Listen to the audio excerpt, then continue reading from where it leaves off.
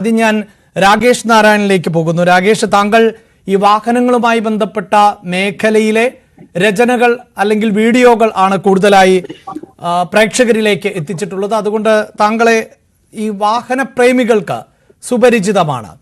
എന്താണ് താങ്കളുടെ ഒരു നിരീക്ഷണം? കാരണം കഴിഞ്ഞ ഒരു വർഷം ഇന്ത്യൻ വിപണിയിൽ ഏതാണ്ട് 1 ലക്ഷത്തോളം ഇലക്ട്രിക് വാഹനങ്ങൾ ഇറങ്ങി എന്നാണ് കണക്കുകൾ തെളിയിക്കുന്നത്. നിലവിൽ ഇലക്ട്രിക് വാഹനങ്ങൾക്ക് പല പോരായ്മകളുമുണ്ട് എന്ന് ഈ വാഹന വിദഗ്ധർ അഭിപ്രായങ്ങൾ പറയാറുണ്ട്. ഓരോ നിമിഷവും ഇലക്ട്രിക് വാഹനങ്ങൾ കൂടുതൽ അഡ്വാൻസ്ഡ് ആയി മാറിക്കൊണ്ടിരിക്കുന്ന സാഹചര്യവുമാണ്. അങ്ങനെ ഒരു വലിയ സാധ്യതയെ ആണോ ഇന്ത്യയിൽ ടെസ്ല കാണുന്നത്? നമസ്കാരം, കേൾക്കുന്നുണ്ടോ പറയുന്നത്? യെസ്, കേൾക്കാം, പറയൂ. എനിക്ക് തോന്നുന്നത് ടെസ്ല ലേറ്റ് ടു ദ പാർട്ടിയാണ്. കാരണം ഇന്ത്യ എന്ന് പറയുന്ന ഒരു രാജ്യം ഇലക്ട്രിക് കാറുകളുടെ ആ ഒരു വിഭാഗത്തിൽ കുറച്ചധികം മുന്നോട്ട് പോയി കഴിഞ്ഞിരിക്കുന്നു.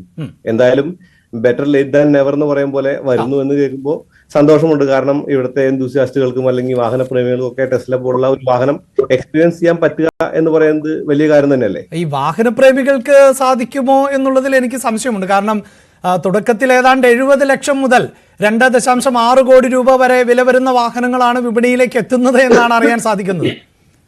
ഉറപ്പായിട്ടും ടെസ്റ്റ് എന്ന നിലയ്ക്കെങ്കിലും നടക്കട്ടെ എന്നുള്ളതാണ് പറയാനുള്ളത്. കാരണം ഇപ്പൊ ഇലക്ട്രിക് വാഹനങ്ങളുടെ വില എന്ന് പറയുന്നത് ഒന്നുകൂടി റീസണബിൾ ആയിട്ടുണ്ട് നമ്മുടെ ഇന്ത്യയിൽ. ആദ്യമൊക്കെ ശരിക്കും കയ്യെത്തി പിടിക്കാൻ പറ്റാത്ത പ്രൈസിലായിരുന്നു സാധാരണ വണ്ടികൾ പോലും. എന്നാലും BYD പോലുള്ള നിർമ്മാതാക്കളൊക്കെ നല്ല നല്ല വാഹനങ്ങളൊക്കെ ഇവിടെ ഇറക്കുന്നുണ്ട്. 50 ലക്ഷം രൂപ 60 ലക്ഷം രൂപയൊക്കെ നിലയിലേക്ക് ഇലക്ട്രിക് വാഹനങ്ങൾ വാങ്ങാൻ കഴിവുള്ള ആളുകൾ ഇന്ത്യയിലുണ്ട്. അതുകൊണ്ട് തന്നെ എനിക്ക് തോന്നുന്നു ടെസ്ലയ്ക്ക് ഒരു വലിയ ഒരു പ്രശ്നം ഉണ്ടാവാൻ സാധ്യതയില്ല. കാരണം ലക്ഷറി വിഭാഗത്തിൽ നല്ല വിപണിയും നല്ല ഒരു മാർക്കറ്റുമാണ് ഇന്ത്യ എന്നുള്ളത് തന്നെയാണ്. എന്തായാലും താങ്കൾ അതിനെ സ്വാഗതം ചെയ്യുമ്പോൾ ശ്രീമതി ഗീത